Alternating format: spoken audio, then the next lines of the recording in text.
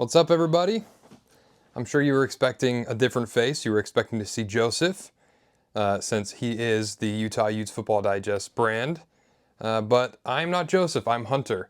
And I'm a new contributor to the Utah Utes Football Digest. And you can catch me on Thursdays from here on out for These United States, an all-new program all about Utah football.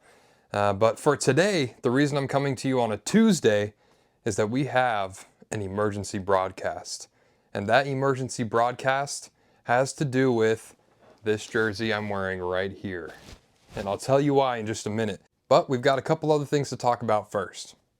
So, Celesi Moa, we were all excited. We were all looking forward to our second highest ever rated recruit coming into the program and being an instant contributor in Scalley's first season. But as it turns out, it's not going to happen. Thanks again, Michigan. Thanks again, Whittingham. We all know what's going on there. Second, no surprise here, Smith Soden has committed to Michigan.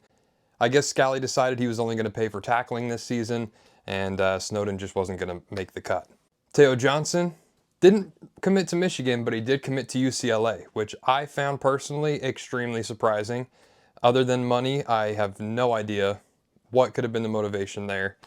So really what it comes down to for the broader news for the week is that Whittingham was working on, when Whittingham left, he was ready for a statue to be built in his honor.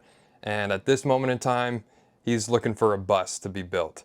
It's going to be a bust that's going to be put inside the football facility where you can only see it if you're taking an official tour. He's not getting the statue out front anymore.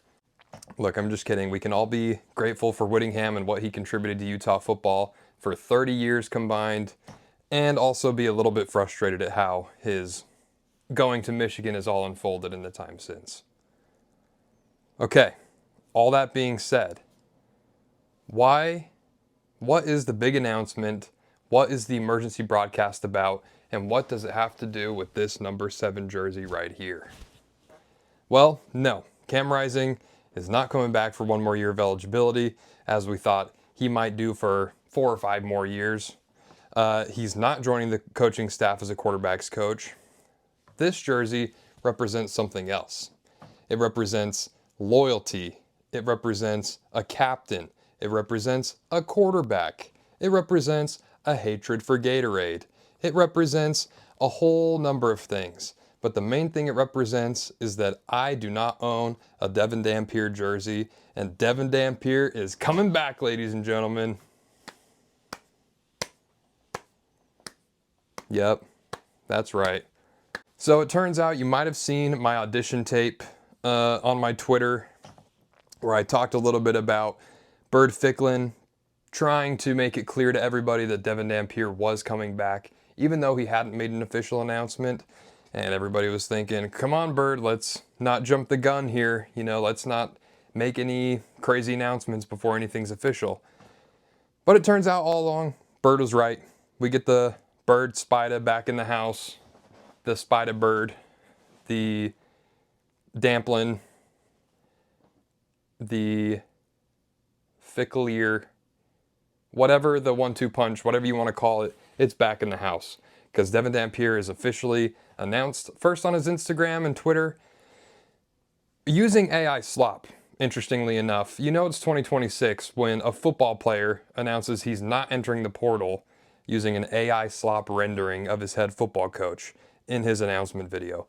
But yes, he's coming back. Devon Dampier.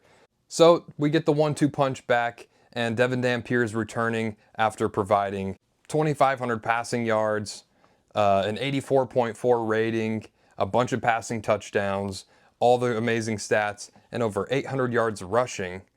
And he's going to be running an offense that got Bryson Barnes to almost 800 yards rushing. So it's looking like this is going to be an explosive offense. We have some great contributions coming in at wide receiver through the portal. Will they fill the void left behind by some of the guys who have left? Only time will tell. But either way, Bird Ficklin and Devon Dampier are going to pick up the slack. So we got explosiveness on offense. We have some good defensive backs coming in to fill out the defense. We're returning John O'Hall, Rabbit Evans, a bunch of great guys. And you know Scalley's going to have those guys ready to go. So I think, honestly, we'll add some pieces here and there. You know, up until the season begins, the portal's still open for a bit longer to really fill out that defense and add some depth to a bunch of other positions.